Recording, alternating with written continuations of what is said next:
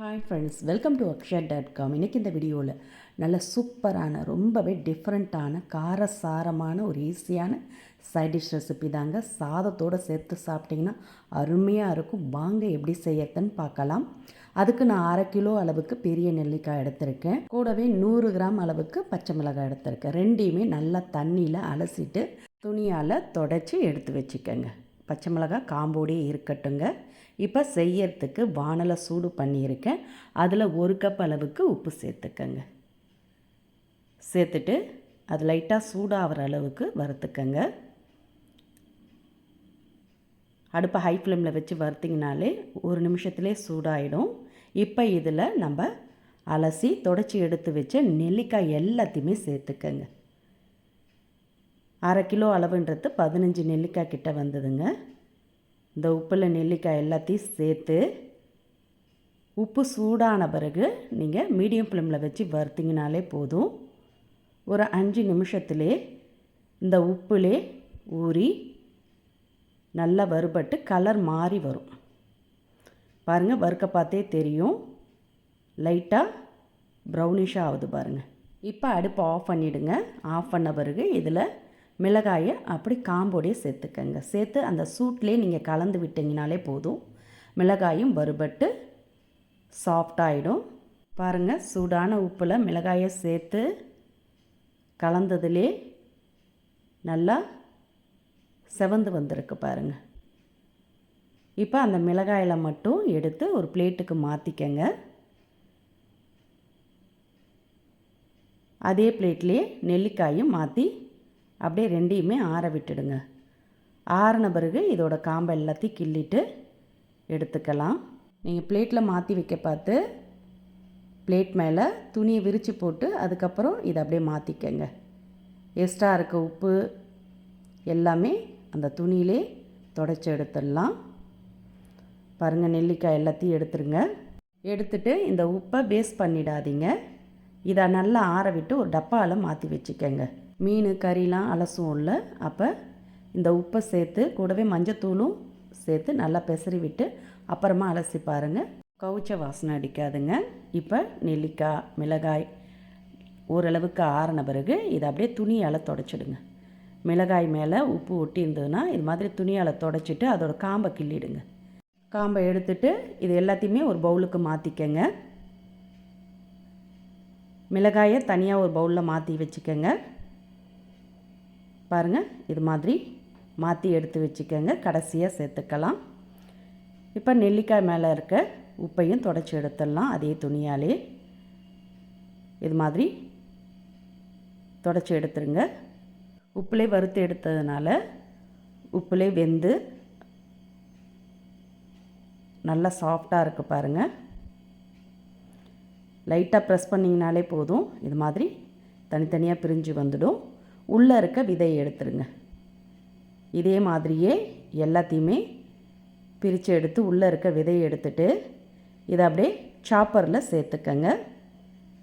இது மாதிரி vegetable cut பண்ணுற சாப்பர் இருக்குல்ல, அதில் 2 ஈடாக சேர்த்துக்கங்க. மொத்தமாக ஒரே ஈடாக சேர்த்துடாமல் இது மாதிரி பாதி பிறகு பாதி சேர்த்துக்கலாம். இப்போ மூடிட்டு கொஞ்சம் அழுத்தி சாப் பண்ணிக்கோங்க. ரொம்ப பொடிசாக இல்லாமல் கொஞ்சம் ஒன்றும் பாதியமாக இருந்ததுன்னா போதும். இது மாதிரி இன்னொரு ஈடும் போட்டு சாப் பண்ணி எடுத்துக்கங்க. இப்போ இதை அப்படியே எடுத்து மிக்சிங் பவுலுக்கு மாற்றிக்கங்க. ரொம்ப மைய அரைச்சிடாமல் இந்த அளவுக்கு கொஞ்சம் பெருசாக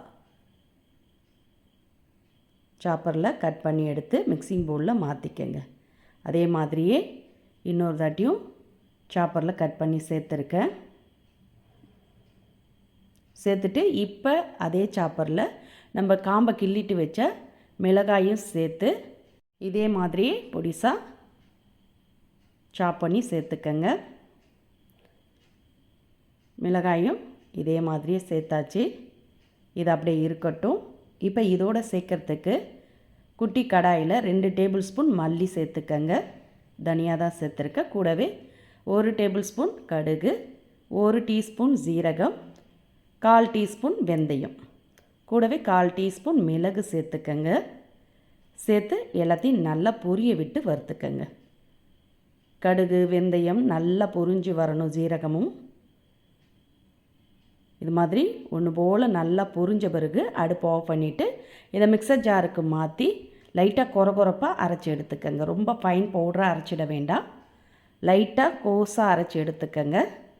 மிக்சர் ஜாரில் மாற்றி லைட்டாக ஆறின பிறகு அரைச்சி எடுத்து சேர்த்துக்கங்க. இப்போ அதே குட்டி வானலே சூடு பண்ணியிருக்கேன். அதில் அரை கப் அளவுக்கு நல்லெண்ணெய் ஊற்றிக்கங்க.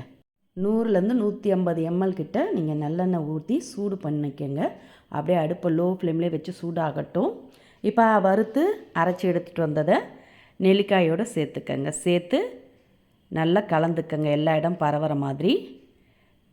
இது மாதிரி நல்லா கலந்து எடுத்து வச்சுக்கோங்க. அப்படியே இருக்கட்டும். இப்போ எண்ணெய் சூடாக எடுத்து அடுப்பு ஆஃப் பண்ணிவிட்டு இதில் 1 டீஸ்பூன் அளவுக்கு கடுகு, 1/4 டீஸ்பூன் பெருங்காயத்தூள், கூடவே அரை டீஸ்பூன் மஞ்சத்தூள், 1 டீஸ்பூன் அளவுக்கு காஷ்மீரி சில்லி மிளகாய்த்தூள் சேர்த்துருக்கேன். இது காரம் இருக்காதுங்க, கலருக்கு தான் சேர்த்துருக்கேன். அடுப்பு ஆஃப் பண்ணிட்ட பிறகு மஞ்சத்தூள் மிளகாய்த்தூள் எல்லாத்தையுமே சேர்த்து அதை அப்படியே எடுத்துகிட்டு வந்து நெல்லிக்காயோடு சேர்த்து கலந்துக்கங்க. இதில் உப்பில் தான் நம்ம வறுத்து எடுத்தோம், அதனால் உப்பு அதிகம் சேர்க்க வேண்டியதில்லை. 1 டீஸ்பூன் அளவுக்கு மட்டும் உப்பு சேர்த்துக்கங்க. சேர்த்து நல்லா எல்லா இடம் பரவுற மாதிரி கலந்துக்கங்க. கலந்துட்டு இதை அப்படியே மூடி வச்சிடுங்க. 1 மணி நேரம் நல்லா ஊறி செட் ஆகட்டும். நம்ம சேர்த்த எண்ணெயும் நல்லா பிரிஞ்சு வரும், அதனால் அப்படியே மூடி வச்சிடுங்க. இப்போ சரியாக 1லேருந்து 2 மணி நேரம் கழிச்சு கூட நீங்கள் திறந்து பார்க்கலாம். நம்ம சேர்த்த எண்ணெய்லாம் நல்லா பிரிஞ்சு காரசாரமான சூப்பரான சைடிஷ் ரெடி ஆகிடுதுங்க. இதை நீங்கள் ஒரு ஏர்டை பாட்டிலில் மூடி ஸ்டோர் பண்ணி வச்சிட்டிங்கன்னா போதும். இனி 3 மாதத்துக்கு சைடிஷ் கவலையே இல்லைங்க. இதை நீங்கள் தோசையோடு சேர்த்து சாப்பிட்லாம்.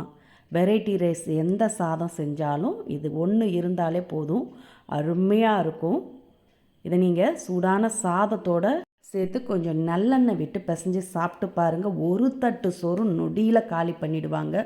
அந்த அளவுக்கு சூப்பராக அருமையாக இருக்கும். நெல்லிக்காவில் நம்ம எப்படி செஞ்சு கொடுத்தாலும் சாப்பிட மாட்டாங்க, ஆனால் இது மாதிரி செஞ்சு கொடுத்து பாருங்கள். டேஸ்ட்டு கொஞ்சம் டிஃப்ரெண்ட்டாக காரசாரமாக அருமையாக இருக்கும். இதே மாதிரி இதே அளவுகளோட இந்த ஈஸியான சைடிஷ் ரெசிபியை கண்டிப்பாக ட்ரை பண்ணி பாருங்கள். இந்த ரெசிபி பிடிச்சிருந்தால் லைக் பண்ணுங்கள், ஷேர் பண்ணுங்கள், மறக்காமல் நம்மளுடைய சேனலையும் சப்ஸ்கிரைப் பண்ணிவிடுங்க. மீண்டும் இது மாதிரி சிம்பிளான புதிய வீடியோவில் நாளை சந்திக்கலாம். நன்றி, வணக்கம்.